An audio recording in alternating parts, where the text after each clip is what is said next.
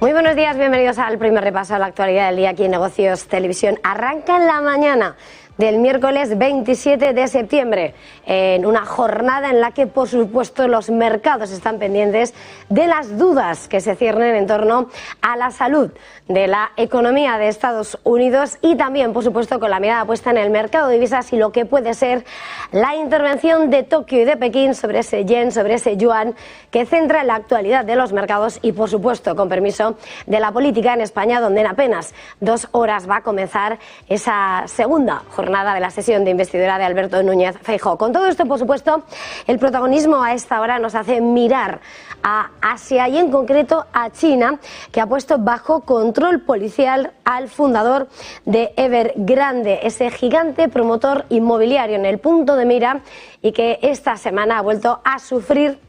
lo que ha sido el impago por parte de una de sus unidades, que ha vuelto a poner el temor y ha despertado el temor sobre el sector en el país. Hui Ka-Yan, el multimillonario presidente de Evergrande, ha sido puesto bajo control policial según las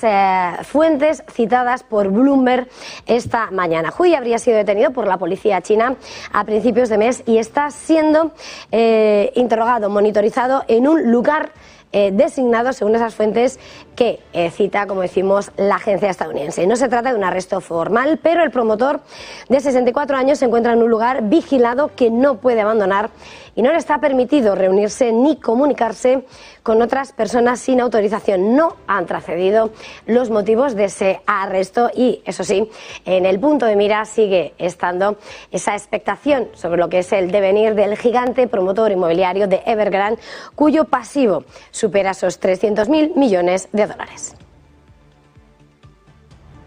Hoy, por cierto, que los títulos de Evergrande se recuperan de lo que ha sido el batacazo que acumula desde que este fin de semana se renovaran los temores sobre esa unidad principal del gigante promotor y, en este punto, hace que a esta hora volvamos a situarnos sobre lo que está siendo el mercado asiático y en concreto el mercado chino, sobre todo a tenor del informe que ha puesto sobre la mesa UBS Asset Management. Los mercados de renta variable chinos, dice, siguen ofreciendo oportunidades significativas para la inversión activa y lo dice además poniendo énfasis y subrayando las valoraciones baratas y lo que espera se va a ser, dice, un mayor apoyo gubernamental en el futuro. Así lo escribe en una nota Diogo Gómez, el responsable de UBS, y que señala además en esa nota como en términos generales las empresas chinas representadas por ese índice MSCI de China están cerca de algunas de las valoraciones más bajas de su historia, pero la gestora dice ven oportunidades concretas en el sector sanitario, el consumo y los servicios financieros. Con este diagnóstico, con este análisis que se publica a esta hora de la mañana, importante ver por otra parte lo que está siendo el tiempo real de los mercados chinos esta mañana, donde estamos viendo como el Hansen en Hong Kong está recuperándose un 0,60% en un momento en el que, como decimos, la mirada está puesta también en lo que puede ser el movimiento en los tipos de cambio asiáticos, sobre todo en un momento en el que estamos viendo cómo ese dólar está en máximos de 10 meses frente a las divisas, frente a la principal cesta de divisas. El yen japonés ronda los 149 en su intercambio con el billete verde, es el nivel más débil en más de 11 meses y los mercados esperan y apuntan a lo que puede ser la intervención japonesa, mirando precisamente a lo que está siendo ese comportamiento del mercado del Forex, en el que también, por supuesto, la mirada al yuan chino sigue también despertando lo que puede ser un próximo movimiento por parte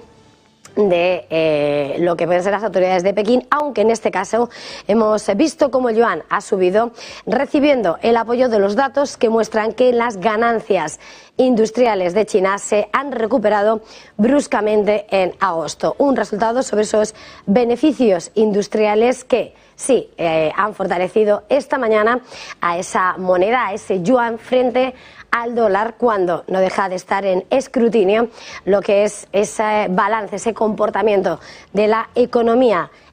China, una vez que ha comenzado este ejercicio muy por debajo de lo que se esperaba, y sin embargo esos resultados de los beneficios industriales del mes de agosto han apuntalado el movimiento del yuan esta mañana. Y continuamos en esta crónica del 27 de septiembre con la mirada puesta en lo que ha pasado, porque si estamos pendientes de los mercados asiáticos tenemos que además diseñar hacer balance de lo que ha dado de sí la última jornada en Wall Street, donde hemos vivido un fuerte varapalo en los principales índices neoyorquinos. El Dow Jones ha perdido casi 400 puntos, un 1,14% hasta los 33.618 en su peor día desde marzo, y ha cerrado por debajo de la media de 200 por primera vez desde mayo, en medio de los renovados temores sobre la economía estadounidense, con esos últimos informes sobre la venta de viviendas y la confianza del consumidor de la Conference Board que avivaban la preocupación. También veíamos caídas importantes en el S&P 500 del 1,5%, que perdía los 4.300 por primera vez desde el 9 de junio, en una jornada en la que entre los protagonistas del día veíamos el batacazo de Amazon del 4%, también entre esas grandes tecnológicas, esos fuertes retrocesos, después de que la Comisión Federal del Comercio presentase una demanda antimonopolio, señalando que el gigante de la distribución, que Amazon, mantiene los precios artificialmente bajos y perjudica a sus rivales. Y si miramos a los mercados, importante también las declaraciones que ha lanzado en las últimas horas el consejero delegado de JP Morgan, de JP Morgan. Jamie Dimon cree que la prominencia de la India en el escenario económico global ha aumentado constantemente en los últimos años, particularmente a medida que los países occidentales buscan diversificar lejos de China, y asegura que ese optimismo sobre India está justificado. El banquero además ha hecho esa reflexión en un momento en el que además ha apuntado cómo el interés de los inversores se refleja en el comportamiento de ese Nifty 50, el índice de referencia del mercado de valores indio, que ha subido más del 15% durante el último año. Dimon ha elogiado al primer ministro indio, a Narendra Modi, por impulsar el clima empresarial del país, y ha destacado esas políticas que permiten a los ciudadanos indios obtener cuentas bancarias con más facilidad, simplificar los impuestos e impulsar la inversión extranjera. De hecho, ha puesto números sobre lo que ha sido el balance del banco y ha aumentado su número de empleados en India de alrededor de 6.000 en 2005 a 60.000 en la actualidad. Y entre los asuntos que centran la actualidad del día, por supuesto, tenemos que mirar a los nombres propios y, sobre todo, a las estrategias que desarrollan en materia energética. Arabia Saudí ha anunciado su compromiso de construir un programa de energía nuclear de la mano de otra promesa, la de permitir una mayor supervisión de los inspectores de la energía atómica, en un momento en que el reino sigue adelante con esa campaña y ese objetivo de convertirse en un actor más poderoso en el escenario internacional, según analizan los estadistas. El ministro de Energía saudí ha subrayado que el reino va a adoptar salvaguardias y controles mucho más sólidos por parte de la Agencia Internacional de la Energía Atómica, ese organismo de control de Naciones Unidas, que los que había hecho anteriormente. Según el protocolo de pequeñas cantidades de la agencia, la organización exime a los países con poco o ningún material nuclear de muchas inspecciones y requisitos de transparencia. Los comentarios del ministro de Energía, el príncipe Abdulaziz, se producen, eso sí, en medio de esa creciente preocupación entre los expertos en no proliferación nuclear y los legisladores sobre las intenciones de Arabia Saudí en esta tecnología. El príncipe heredero saudí, Mohammed bin Salman, decía recientemente en una entrevista a la Fox que si Irán desarrollaba armas nucleares, Arabia Saudí también lo haría. Y por supuesto, mirando a los grandes asuntos que ocupan ese escenario internacional, clave sin lugar a dudas ese objetivo de la Unión Europea de poner bajo examen un análisis exhaustivo los subsidios que China pone en el mercado de los vehículos eléctricos. Y la Unión Europea va a comenzar a emprender su investigación, y no solo sobre las propias marcas chinas, sino también sobre aquellas que recaen esos grandes beneficios que van desde Tesla, donde China aparece como su principal mercado fuera de Estados Unidos, hasta marcas europeas. Javier Longo, muy buenos días. Sí, ¿qué tal, Eva? Buenos días. La que se viene sobre los fabricantes de vehículos mundiales, ya no solo los chinos, puede ser una de las mayores investigaciones por parte de la Unión Europea a sectores económicos de su territorio. Pensando en el problema que se abre entre Pekín y Bruselas, hay una marca que nos pasa a todos por la cabeza. Es Tesla. Y es que durante la recopilación de pruebas que precipitó el anuncio de la presidenta de la Comisión, Ursula von der Leyen, en ese debate del Estado de la Unión hace cosa de un par de semanas para una investigación antisubvenciones sobre vehículos eléctricos chinos, todos pensamos que se iba a centrar en eso, en marcas del gigante asiático, pero no, porque subsidios reciben marcas europeas, reciben marcas estadounidenses y de hecho es una estadounidense la que más dinero ha recibido por parte del ejecutivo de Xi Jinping para acelerar los planes de electrificación de la movilidad. El caso es que Tesla es la que más se ha beneficiado de los subsidios a los eléctricos y el objetivo de la investigación básicamente va a ser determinar si y en qué medida China ha subvencionado a Tesla y otros fabricantes nacionales. Estamos hablando de BYD, estamos hablando de NIO, de SAIC, quizás multas. Todavía no se sabe nada y una investigación que podría durar años. Lo que tenemos sobre la mesa son los datos. Tesla empezó a exportar su sedán Model 3 construido en la fábrica de Shanghai a principios de 2020, menos de un año después de comenzar la producción en su primera planta de automóviles en el extranjero. Y fue en julio del 21 cuando la compañía se refirió a Shanghai como su principal centro de exportación de vehículos fuera de Estados Unidos. De hecho, durante los 7 primeros meses de este año, Tesla ha colocado casi 94.000 coches producidos en Shanghai en toda Europa occidental. Esto que representa, traducido en porcentaje, es muy significativo. Es casi la mitad, del 47% de las entregas totales. El mayor exportador es una china, es MG. Hasta ahora ha disfrutado de las subvenciones del gobierno de Xi Jinping Tesla, que se llevan a exportas, exenciones fiscales, préstamos baratos,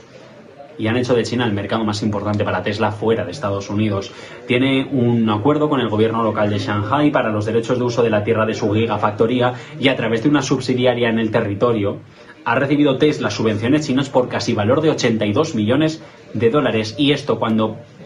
a principios de verano era el ejecutivo de Xi Jinping el que presentaba una exención de impuestos de 72.000 millones para los vehículos eléctricos con el objetivo principal de estimular la demanda. El caso es que no solo Tesla va a ser objeto de investigación por parte de las autoridades europeas con respecto a estos subsidios chinos, ni tampoco las chinas. Europeas como BMW, como Renault, tienen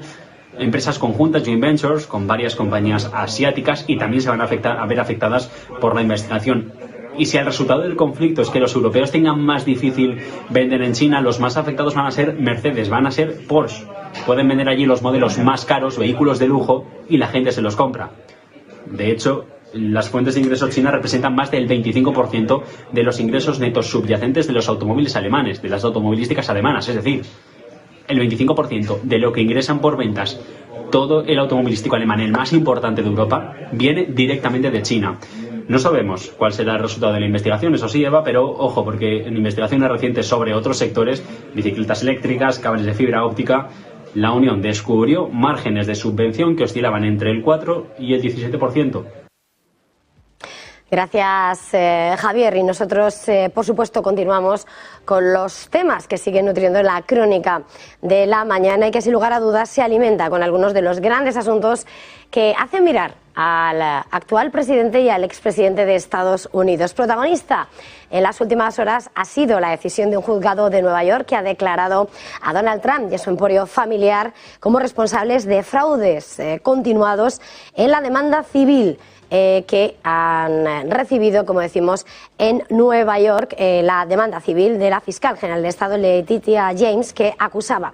al expresidente de inflar ilegalmente sus activos y su patrimonio neto. La decisión del juez Arthur Engoron del tribunal neoyorquino va a facilitar que la fiscal, por lo tanto, determine los daños y perjuicios en el juicio que está programado para la semana próxima, para el 2 de octubre. Hay que señalar que el magistrado también ordenó la cancelación de los certificados que permitían a algunas de las empresas de Trump, incluida Trump Organization, operar en Nueva York, y ha ordenado el nombramiento de un síndico para gestionar la disolución de sus empresas. El juez describe cómo Trump y sus hijos Donald y Eric y la propia organización Trump y otros acusados, cómo inventaron valoraciones e inflaron el patrimonio neto del expresidente para satisfacer sus necesidades comerciales. Con todo, todo irá a juicio, como decimos, la próxima semana, el día 2 de octubre. y de lo que está siendo un hito en cuanto a acusaciones y comparecencias en los juzgados de lo que es un expresidente de Estados Unidos, la crónica de los mandatarios norteamericanos se alimenta con Joe Biden, que se ha convertido en el primer presidente de Estados Unidos en sumarse en un piquete, y en concreto se unía en la jornada de ayer durante un cuarto de hora a esos piquetes de la huelga del sindicato del motor, de esa UAW, United Auto Workers, que se sumaba por tanto contra los tres grandes de Detroit, de ese sector automovilístico: General Motors, Ford y Stellantis, que integra a Chrysler. Con un megáfono en mano y en un claro discurso reivindicativo, Joe Biden mostraba su apoyo a los huelguistas y les decía y les invitaba a mantenerse firmes, señalando que se merecen un considerable aumento de su salario y de sus reclamaciones, en lo que podría ser un efecto espejo de lo que han sido los rendimientos y los beneficios del sector automovilístico, recordando y subrayando que Wall Street no construyó el país, sino que fue la clase media. Y si miramos a las tensiones y las huelgas de Estados Unidos, importante, porque hoy se pone fin a esa huelga de los guionistas de Hollywood, que llega tras 148 días de huelga, en lo que supone una de las más largas en la historia del entretenimiento. Los guionistas de Hollywood, ese concepto que aglutina a los escritores de cine y televisión, por tanto, han tenido la luz verde para volver al trabajo que concedía el sindicato Writers Guild of America, que representa a 11.500 guionistas escritores. Los tres comités internos han votado este martes por unanimidad ese principio de acuerdo al que llegaron con la industria el pasado domingo y levantaron el veto. El visto bueno para regresar al trabajo se produce además a la espera de que los afiliados ratifiquen las condiciones del pacto. Este proceso se iniciará el próximo lunes y concluirá el 9 de octubre. Y antes de terminar, un último asunto, un protagonista empresarial, porque el gobierno está estudiando imponer condiciones a la adquisición por parte de Arabia Saudí, de STC, de una participación del 9,9% de Telefónica, similares a las impuestas en operaciones anteriores. Entre las medidas posibles estarían los límites a la venta de activos y el pago de dividendos, según ha informado Bloomberg. Las disposiciones podrían incluir algunas de las aplicadas en 2021 a la compra del 23% de Naturgy por el fondo australiano IFM Global Infrastructures. Y hasta aquí este repaso informativo. Hacemos una pequeña pausa para publicidad. Enseguida volvemos.